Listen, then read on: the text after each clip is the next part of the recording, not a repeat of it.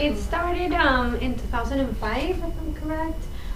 It started as part of an organization which was called Florida Immigrant Advocacy Center, which is now Americans for Immigrant Justice. They changed their name. That's a new name? Recently, yeah. Americans for Immigrant Justice. And they were doing all this advocacy for immigrant rights and representing like immigrants that have like legal situations. They like have a very good pool of lawyers, but they saw that there was a large like number of organizations working in the communities defending the rights of immigrants, whether it was like students or farm workers or just immigrants in the neighborhood. And they started a network, and that network became the Florida Immigrant Coalition in 2005, 2006, more or less. And so we've been around for 5 to 6 years. We have 30 members around the state, which means that we have member organizations. We represent, like, for example, the Farm Worker Association of Florida, the student organizations like Student Working for Equal Rights, community organizations in Homestead, in Miami, in Central Florida, also immigrant advocates, lawyers as well. And the idea of the coalition is that we can work together in issues that affects us all in the state of Florida. There's something that's been going on for like several years now. Yeah. They stopped it a while ago, and then now, for example, we heard that the Republican Party are coming with their own option, their own idea of the DREAM Act. Do you think that this is something that is going to actually happen, or do you guys see it that there's actually an opportunity for this DREAM Act to actually go through, or? So the hard thing is that this is an election year, and so in an election year, the two parties are completely like against each other. They're fighting each other all the time, trying to see like who becomes most popular. So it's really hard for any type of legislative compromises or negotiations to happen because nobody's listening, nobody's discussing. So we've been told by everyone that this year there's no way for an immigration bill to like move in Congress. I mean, they're having a hard time with like basic government functions that, I mean, there's been all kinds of things in the news about like the government's going to shut down because the Republicans and the Democrats can't reach an agreement about budget, about all kinds of basic things. So immigration is kind of on hold until next year. Okay. So, I mean, we think that what's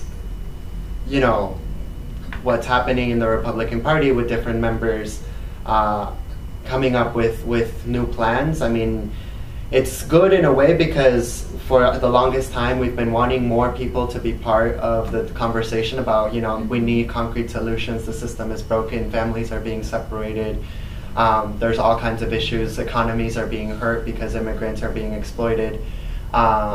So so we want to engage in that dialogue with them so we can create a plan, but that's not going to be this year. I got involved. I was an undocumented student. I grew up in Hollywood, and I went to South Broward High School, and I had heard about the DREAM Act. I saw someone talking about it on TV. The person gave their phone number and said that if someone wanted to get involved to call. So I met an organizer from the Florida Immigrant Coalition, and at that time, like, members of my family were getting deported, and I couldn't go to college because schools were turning me down for not having all the right paperwork, and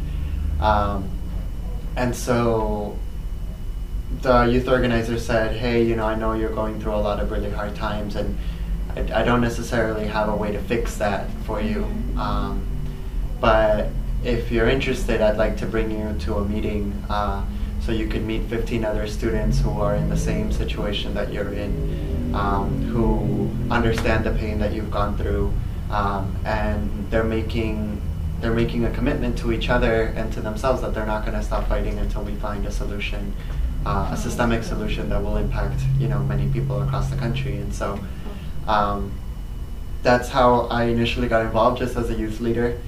Then I got accepted to Miami-Dade College, the Inter-American campus, and I started my own chapter there. And then in 2009, I got sponsored by my stepmom, who's a U.S. citizen. And so I was able to get a work permit. And as soon as I got my work permit, there was an internship available here at Flick, and so I signed up and I got it. And after the internship, I applied for a part-time position, and then after that, I got a full-time position. And I've been here since 2008. Really encourage them to reach out. You know, when you start looking for people who are working on these things, you find them. And there's students that find us every day and call us every day, send us emails. There's actually been students that have like gotten a ride or taken a bus down from Central Florida because they didn't know that there was a group over there, but they heard that there was one in Miami, and so they've come looking for us, just trying to ask questions or looking for people to talk to about what they're going through. So I think the most important thing is for students to know that they're not alone, that there is a lot of people who care about them, who are working on the same things that they're passionate about. And you know, if you have that determination to make a difference in your community, you have every ability to do that. You know, and we're here to try to figure out a way with you to make that happen.